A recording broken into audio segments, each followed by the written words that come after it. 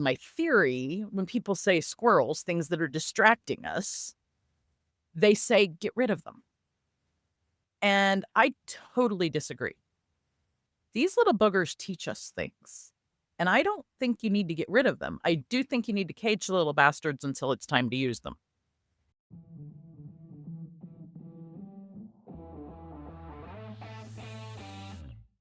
Welcome to Daily Power Boost, Ignite Your Potential, the podcast where your transformation begins. I'm Sean Michael, and each day I'll bring you quick, impactful insights and action steps to fuel your personal and professional growth. Whether you're an entrepreneur, a leader, or someone ready to break limits and ignite greatness, this is your Daily Power Boost to crush obstacles, stay focused, and awaken the extraordinary potential within you. Because remember, greatness begins within. Let's go. Hello, everyone, and welcome back to Daily Power Boost. I'm Sean Michael, the identity disruptor and the inner potential activator, and I'm excited to have a special guest today, Stacy Braiuca. And she is affectionately known as the Squirrel Wrangler. She guides humans to wrangle their own inner squirrels of limiting beliefs, negative emotions, and self-doubt so they can live in peace and joy. Ambitious leaders come to her for guidance in creating connections, congruencies, and change so they can envision their future memories because most of them are disconnected, inauthentic, and terrified of change. She brings 30 years of experience in change, a full atlas of tools, a herd of squirrels to guide you to maximize connections, become congruent. Thank you so much for having me, Sean Michael. Welcome, I've been Stacy. excited about this. I know we had a little snafu on the original scheduled date, so I'm glad it happened all when it was worked out. supposed to. Yes, all in the alignment of the world and the universe. All right, to start us off, Squirrel Wrangler. You don't hear that every day. How did you first come up with this label, and what does it reveal about your approach to mind it happened management? actually while I was in a group of entrepreneurs that we would meet frequently. And my colleague in that group at the time, my hair was bright blue. Now it's got a little blue in it here and there. You can see some. There's gray under it. But so they'd say, oh, the gal with blue hair and squirrels, the gal with blue hair and squirrels. Because I was using my little squirrel puppets to teach people about how to use technology to increase their productivity so they had more time for self-care and human connection. And they kept saying blue hair and squirrels, blue hair and squirrels. And then all of a sudden somebody said, I can't remember, there was the first iteration before Wrangler came about, but it basically was the same thing of, me herding the squirrels. Because my theory, when people say squirrels, things that are distracting us, they say get rid of them. And I totally disagree. These little boogers teach us things. And I don't think you need to get rid of them. I do think you need to cage the little bastards until it's time to use them. And so that was kind of the beginning. It was pre-pandemic. And it was probably about 6 or 7 years ago. And then once the Squirrel Wrangler, then, we talked about me helping people gather their squirrels and such. And Squirrel Wrangler was born. And it stuck. It has also become an entire world because I merged it with some characters that people may know from a book about somebody named Alice. I merged it into, there's a tree in a place that we cohabit called Go Brunch. There's a tree that has a door in it. And when people go through that door, they spiral down and meet Alice and all sorts of pieces of their unconscious mind. And so the Squirrel Wrangler helps them with those pieces of their unconscious mind to understand themselves better, to understand why maybe their feels come up about things when things happen in the world. You're driving along in traffic and somebody cuts you off, and why does that make you mad? Well, it might not just be because the person cut you off at traffic. There may be something else there. And so that's kind of the short version of the story. The short version. Well, and I totally agree. So many times, like you said, some people say, "Oh, let's get rid of the squirrels." No, and I was talking with another person recently about the ego. A lot of things are like, you got to kill the ego. It's like, no, you don't need to kill the ego, but you need to use him for All good things instead can of be used evil. for either good or evil. Or All. right. Or I've started on a mission of let's stop pathologizing imposter thoughts. Every time I see somebody say imposter Yes. syndrome, I clench. I'm No. like, it's not a syndrome. It's human doubt, right? I call it the imposter monster. It's fear, and let's tame him. it's based on those limiting beliefs. Right. Well, and I call it identity leakage. Nice. Because you're still operating from your old identity, and you're blooming, you're growing into a new identity, but you haven't crossed over yet. So that old identity is leaking out. It's almost like a sprout from the ground where the seed, which might have been brown and old, dropped into the dirt, and then it's sprouting, but you still see a piece of that browned seed down underneath. Kind of exactly, yeah. That's a great visual. That's one of my squirrels. I do that. I pictures of. And I'm similar. Everybody who knows me well enough knows that I've got an analogy for everything, or an acronym. Yeah. Like, I love acronyms and analogies, because, well, and it really fits, because when I learned NLP, neuro-linguistic programming, and my coach training, all about metaphor and analogy metaphor, are right? kings and queens of using, NLP. I've probably personally gotten away here as we're speaking about NLP, and that being a whatever, an acronyms like that. It's a little scary because there's two kinds of NLP, for that matter. There's programming, and then there's also natural language processing, which is, if for those of you who don't know, from a tech term, that's kind of some of the beginnings and the things that are connected to what we now say AI. But to me, I like both, because I love to program this thing that we're talking through and program this thing.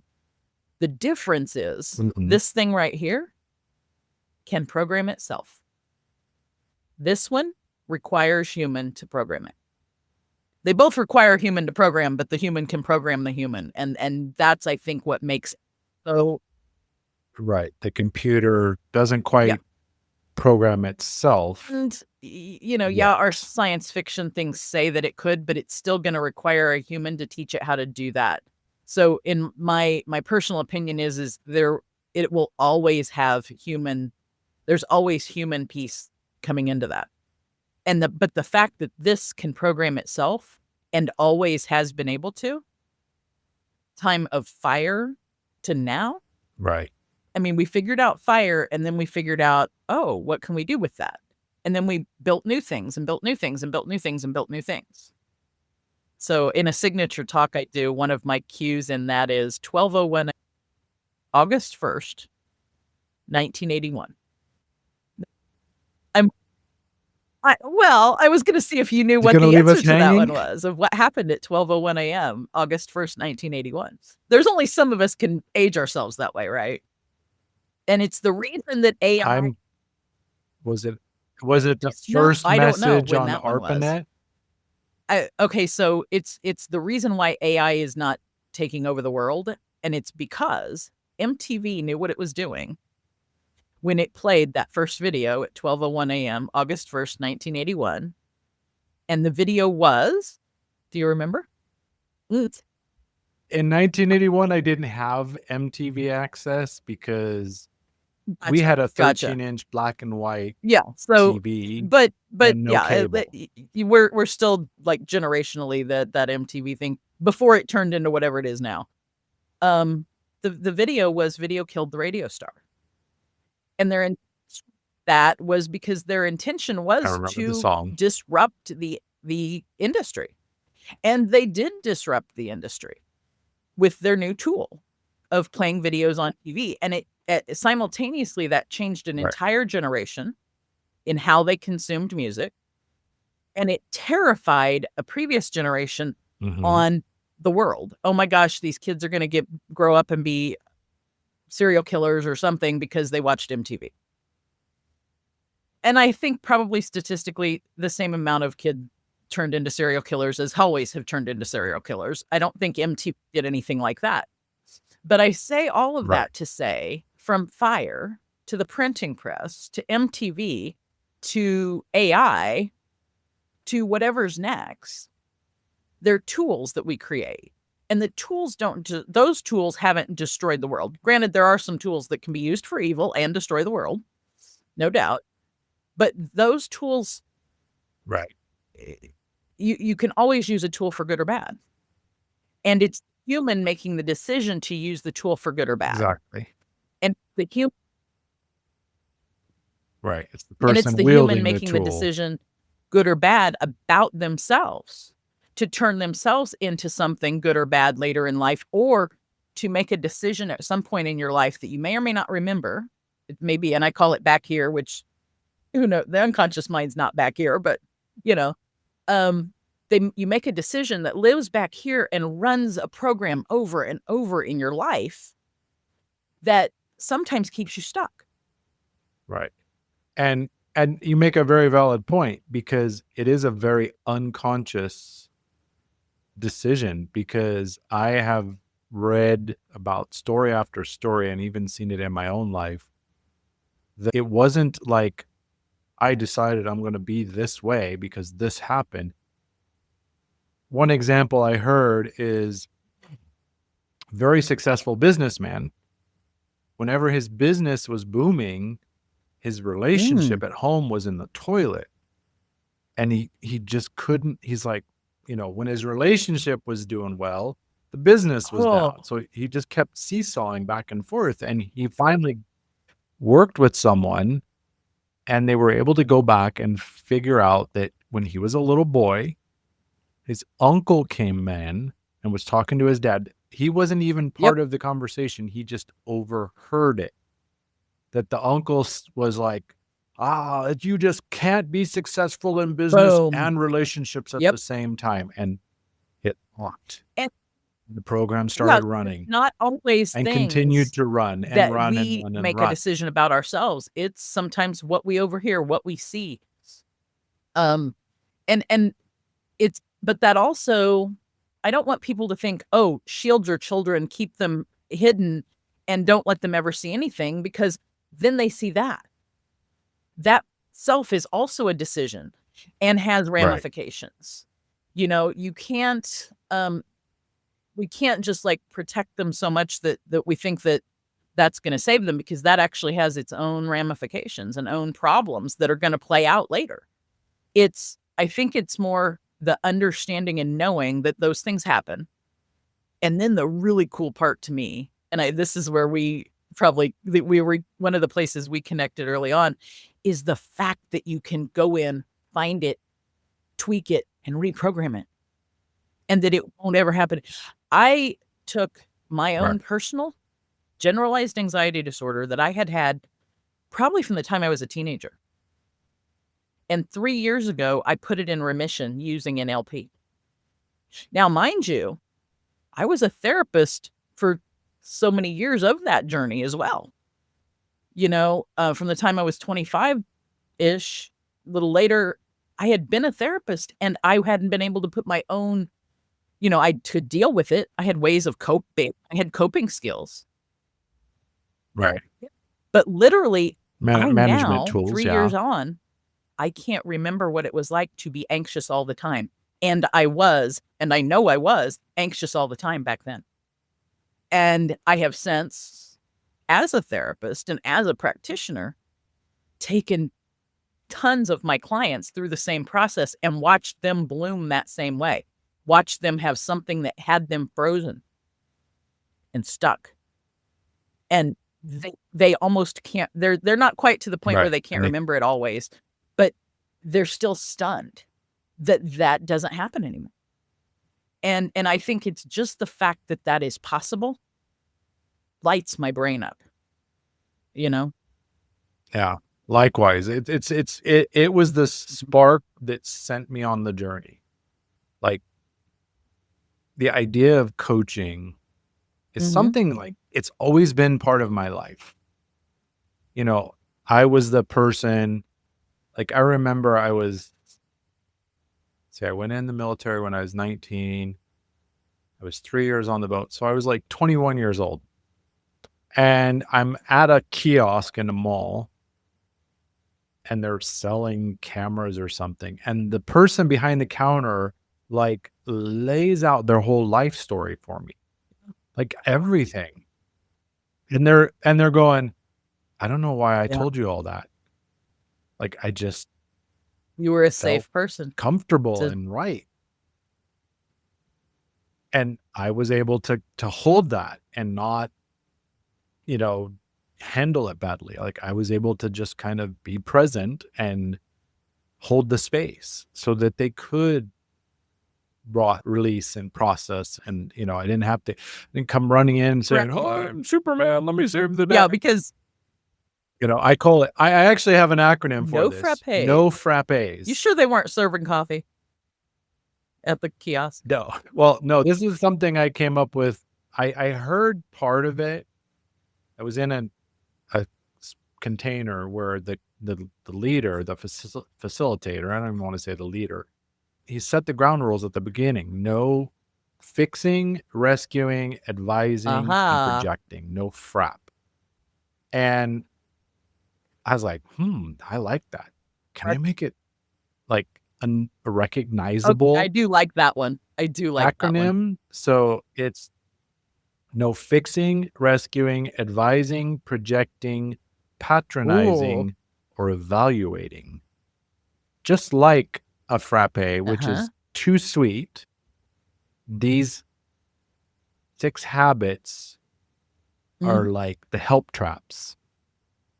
Let me help you. Let me fix you. Let me rescue you. Let me advise you. Let me project my junk garden. It's an amazing. So it's a good reminder. I'm gonna have right? to send that Like, one. I still do. any I of- still do supervision as a therapist with who I call baby social workers. I'm gonna have to send that one out to my baby social workers. And when you were saying it, I was like, and you got to evaluating, and I was like, my brain continued it and added SOO to it, self or others. And in its way, it's like no frappes so that you actually can help, or so that you are actually helpful, because it's not just exactly. I think we have to also be careful to take care of ourselves when we are doing the work. So anytime anybody's doing that work, you can easily slide yourself right into home and burn your pants right off with burnout. Right. Oh, yeah. Well, yeah. Burnout, you know, it's interesting that you've worked as a therapist, as a social worker. That's for not an easy feat. years, and your original core, I don't know if it still is your core, but your core was burnout to breakthrough. Breakthroughs. I have worked on with various professionals of burnout to breakthrough and helping that burnout. Yeah, because in the helping profession, whether it's social workers, therapists, counselors, burnout is like, it's like the California wildfires in Los Angeles last year. It's if you don't know where you're looking or how to find it, and you can be burned out crispy. Right, because they've gotten very good at. You can be burned out crispy and not know it for a long period of time. It's very subtle, and even if you are a therapist and you know those things, and you know, one of the things I used to teach the babies was you have to plan in your career to change who you're working with, what you're doing with them, what agency or how you're working, etc., at least every 3 to 5 years. Now, that was when I first started working with them 20 some years ago. I've reduced that time now because it's more 1 to 3 years, and I may even say that as somebody who has transitioned from a corporate space to a private practice entrepreneurial, I actually think for some of us, it's vital for us to be able to control the narrative and listen intuitively to our own bodies, our own work habits, our own things in order to live, to be healthy longer. And if I'm practicing in any other way and saying, "Oh, you have to work 9 to 5, you have to do this, you have to do that, you have to do the other," I'm not I'm not, oh, I just lost my word. I am not promoting the very overall health and wellness to myself or colleagues or coworkers or supervisees that I am to our clients. And I don't think to me, the corporate arena was very unhealthy. And I knew it early, and I knew that if I was going to work for the longevity I knew I needed to work for, I had to get out of that. And that was my own personal choice and decision and way I dealt with it. But I think it's also a symptom of a larger problem socially that the corporate environment is caustic and toxic and a place where, I mean, it's Right. talk about wildfires. They're constant, and it's the humans that are catching on fire. Right. Right. And I think there's 2 points I pull from this discussion. One is No, burnout doesn't care who you doesn't are. care who you are, how old you are. You could be, as you said, therapists are getting taken down by the same thing as the CEO in a company, as a salesman, as Absolutely. the janitor down the street, maybe. It doesn't matter who you are, it can affect you, which then layers into the next level. And this goes back to, the kid thing, right? It's not about shielding our kids and keeping them in a bubble. It's about teaching to pay attention to the machine, the human machine, right? Be aware what's going on. It reminds me of us listening to the inner voice, noticing the red lights that pop in the red lights, the red flags, whatever we want to call them, because and the squirrels are the voice sometimes. Exactly. The emotions, I just did a talk on this, your emotions are an unmet need. Yeah. You're not meeting something. So you're feeling sad, you're feeling angry. I could offer a slight wording change there to say that our negative emotions are an unmet need. Right. Like good peace good and point. joy are good things. We want more, but we also, we don't wanna, I mean, I think there's, and I do also think that there's also the yin and yang, the idea that in order to understand joy, you need to have felt the opposite of it to an extent. And that's why we're human. Right. Well, and in so many aspects, right? If all we ever had was good, joyful emotions, life would be kind of boring, I think. You can't have good without bad. You can't have light. If you have light, you have dark.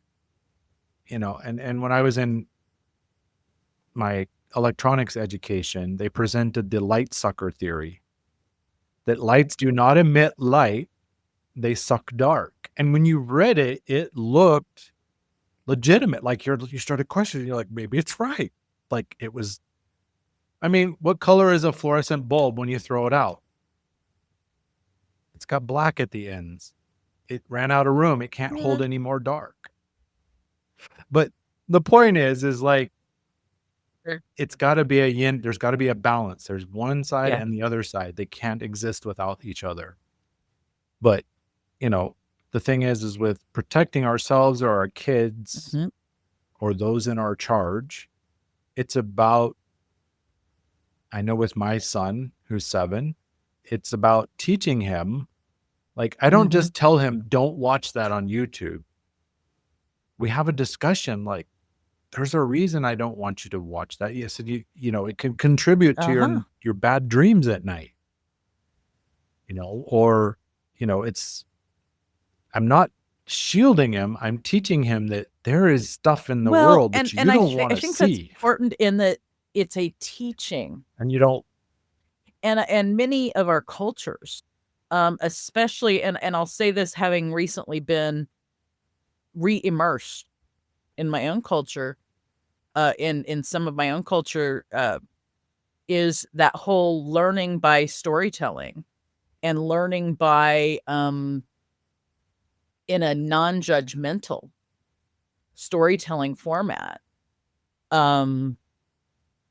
I think many indigenous cultures, and not to say that others, and you go back far enough, we're all indigenous to somewhere. So I'm not pinpointing specifically anything, but you go back far enough, all of our cultures had ways of teaching our young by storytelling, and it infused values, and it infused lessons, and it infused, this is why you don't go after the bear, because the damn thing could chase you and kill you.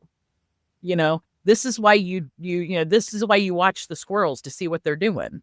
Because when they're storing up nuts, oh, that's good, because then they have food for the winter. I think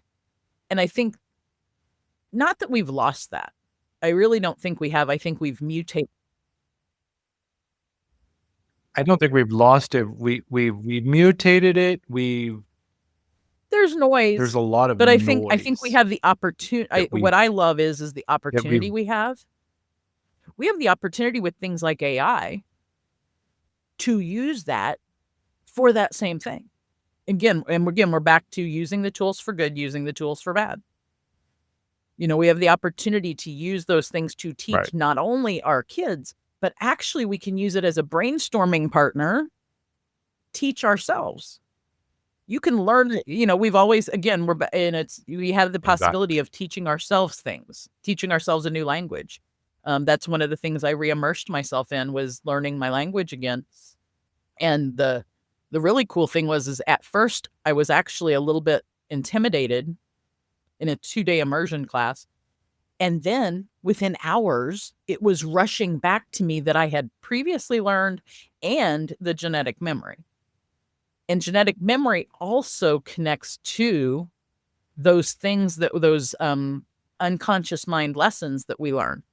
Because an unconscious mind program that you run may be from your lifetime, but it can also be from a previous lifetime through genetic memory, or previous generation through genetic memory, or a previous lifetime through spiritual memory. Right. Yeah. There's so many levels to this. Like, my wife and I looked, I haven't read the book cover to cover, but I know the information. Ooh, the book is, I like good books. I'm going to have to get that one from you. And it's all about, like you said, it's the programs you're running didn't even occur in your lifetime. And they don't just get passed down behaviorally. It literally can end up encoded in our DNA. The science it out that it literally can be encoded into our DNA, and it comes back out.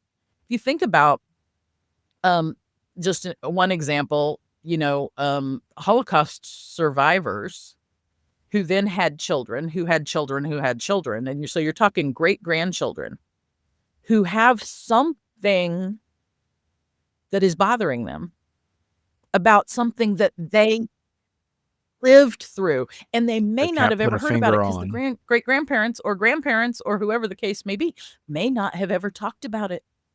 It may be a hush hush thing in the family, and so it's not necessarily because they've heard about it. It literally can be, and same thing with American Indian individuals whose families dealt with boarding school trauma, walks. I know people have heard of the Trail of Tears, but there's also a thing called the Trail of Death, which was the Potawatomi that were walked from Indiana to Sugar Creek, Kansas. And I would not be sitting here today without a survivor of that event having survived. And so I know, and I know where that trauma, I knew where the trauma was. That's something I worked on early on. But and it was before I even understood what historical trauma was, for that matter, or DNA memory threats. So Right. it's fascinating. I think, and what's really fascinating to me is the science is bearing out what our ancestors knew intuitively or through story or through things. Science is finally bearing a lot of those things out. Another good book I'll put back your way, which you may know this person, Dr. Bruce Lipton, Biology of Belief, who, fun fact, Biology of guess who was Belief. born on his birthday? Squirrel Wrangler. Isn't that awesome? The Squirrel Wrangler? I found that out one day, and it's been within the last couple months, and I was just like, I was giddy. It was like, oh, he's brilliant. And yeah, if you ever get to the chance, my best way of consuming his knowledge or telling people is there's a 2+ hour video on YouTube that is him teaching the biology of belief in Germany. Now, the lecture is in English, but that to me is one of the best ways to begin to consume his information. He starts that lecture as a cellular biologist talking about cellular biology. And the end of the lecture, he connects it to spirituality and spiritual belief. Just, it will blow your brain up if you've never considered that option. Open mind. Yeah, I haven't. Yeah. I have. I've watched a lot of his content, and actually, my virtual mentor, the school that I went to for coaching after I took my first NLP coaching course, which was what what you can do that, and to actually have used it, like, simple example, like you talked about, with this persistent anxiety that you lived with for years. This was a simple case. There was a song, I loved the song. My wife, it just it turned her into, it was like getting Bruce Banner angry. Oh. Like, she's like, turn it off. And we did just a simple process that took the power away from the song. She doesn't love the song, but it's like, nice. You like it? Go ahead. Listen, that's fine. And so your virtual mentor, you were saying, mentors, Tony Robbins actually brought, in one of his events for his followers, had Bruce Lipton, and they had a Bruce did his teaching, and he did it, they did a conversation. And another time, they had Richard Bandler, Kumu, which Kumu in Hawaiian is teacher. My NLP Kumu, Dr. Matthew James, his dad, Dr. Tad, created timeline therapy, which is also mental emotional release. So, where I got my NLP training and my NLP Master Prac training, he actually did a fire walk with Tony Robbins when he was around 11 years old. His dad took him to it, and they also, his dad knew Bandler, Grinder, Dr. Lee, and Dr. Matt knows Dr. Lipton. And so I'm like 2 degrees, Dr. Lipton. We both are. It's so interconnected. Probably a couple degrees of Squirrel Wrangler at this point. I love, like 6 degrees of Squirrel Wrangler. Yeah, it is. I think, but the other thing is because Robbins was closely connected with, he learned from Bandler and Grinder, and then kind of styled it his own way with his. But the Institute is Chloe Madonna came together with Tony Robbins, and that woman is brilliant. I love her. She's a little tiny Argentinian, and every time I'm playing it, my wife goes, "That's Chloe." You gotta love that. Voice. Like, that's Chloe. But the woman is brilliant. Also, NLP opens your mind up to brilliance. I would posit that. Knowing NLP and truly understanding it, and truly once you get underneath not just NLP, but the quantum aspects and all of the quantum physics, and you dig, the deeper you dig, the more intense and real it gets, and the more non-real it gets, I'll say. Well, and I think in the same way, just as we said, things come to us from previous generations through the genes and the spiritual aspect, the quantum aspect. But also, like, one of the core tenets of what we're talking about is modeling excellence. Like, you want to have this, who's somebody who's done it, and then like and when we say modeling, we're not just talking about it. It's kind of like Neo in the Matrix, right? It's not just doing some practice moves or mentoring with them. It's actually like, kind of like, okay, how do they think? Fun story on that thoughts? one. What are their perspectives? A couple, at least 3 of the people that Bandler and Grinder observed to create NLP were Virginia Satir, the grandmother of Fitz Pearls, and Milton Fritz Erickson. Pearls.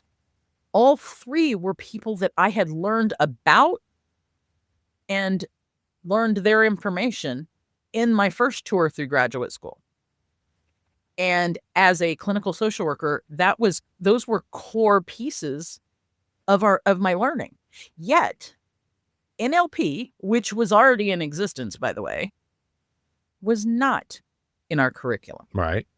Now, here's the rest of that story is going further.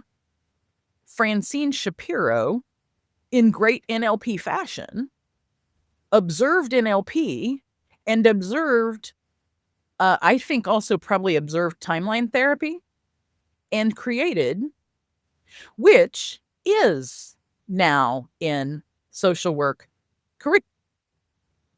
It's okay for me to Social do work and and therapy bill and counseling, EMDR, which is very specific. It's somewhat dangerous, and it's much more complicated. It's okay for me to do that in a therapy session and bill for it.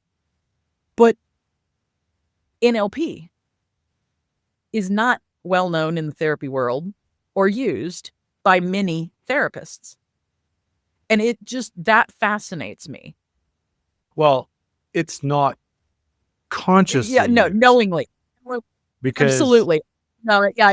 I'll give you the example. It's not consciously and knowingly used. You're right. Like, I was reading, I don't remember which book I was reading, but the author, and I see we're running out at the top of the hour, but the author was saying he watched a therapist take and give back the same problem to the customer 4 times during the session. So he took his issue away and gave it back to him, and took it away and gave it back to him using NLP. And that's the as somebody who's seen both sides of that one, what I'll say is there are trainings in the therapeutic worlds that have very similar content, but are still not based fully in that solid NLP world that you can build. Like, once you learn the basics, then you learn the modeling of, and then you can take it forever. And to me, the therapists are taking just something they've seen work or this or that. And granted, they say, oh, there's evidence behind that, but then they say there's not evidence behind NLP, which I disagree with, because I believe there is. That, and then they'll say NLP is not evidence-based, so they don't use it. Well, it's because they haven't looked at it, because there is evidence and it is an incredibly strong modality. So, and once you've seen it, that's one of those things, I think once you've seen it, you can't unsee it. Right. Definitely. All right. So to wrap this up, because I know Stacy's speaking of commitments, but at the beginning, before we went on the record, I do. And some of the things we've talked about, things like self-care, burnout, understanding kind of some of that about your unconscious mind. I have an online course. It's free. And it's about what I call the big 7 challenges. And it's unlock your potential, which is kind of cool with ignite your potential. Unlock your potential, the big 7 challenges.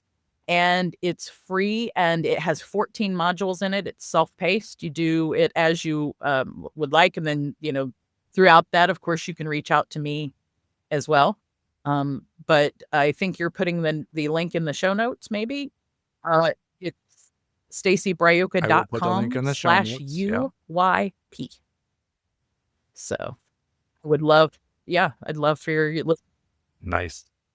The tagline is easy. Squirrel Wrangler is so much maybe not so easier easy. than Stacy Braiuca to spell or see, but hopefully they see my. But yes, I will definitely include the links in the notes to make it simple because I have those here with me. Thank you so much for your time. I love the FRAPPES. Knowledge. Just gotta say, I love the no FRAPPES. No FRAPPES. Well, no frappe. I love. Not when you're in the space of you can drink one. Wanting to help someone. Yeah, you can drink them all, but no, yeah. Yeah, drink them. Enjoy them. Don't spill your frappe on out somebody. Of the client relationship, the conversation. Don't spill your frappe on somebody else. Love That's just not nice. I love it. Keep your frappe to yourself. Thank you so much, Shawn Michael. I have, and I adore you. Thank you. Likewise. Take care, everyone. Thank you for listening. As I said, the links for Stacy's calendar, her free course, her no cost. Because I will say, I don't like the term free because free implies there's no value. No charge. This is no cost, no charge. Because I've seen behind the curtain and I know what's there. So it's definitely worth I appreciate that. Your commitment. Yep. No dimes. Because it won't cost you a dime. Dimes. And if you get a chance, Stacy also has a show on YouTube, which I can also link, called Show Me Your Nuts. Every Tuesday morning, 9 a.m. Central Time. And we uncover and work with the stigmas that things like the word nuts have.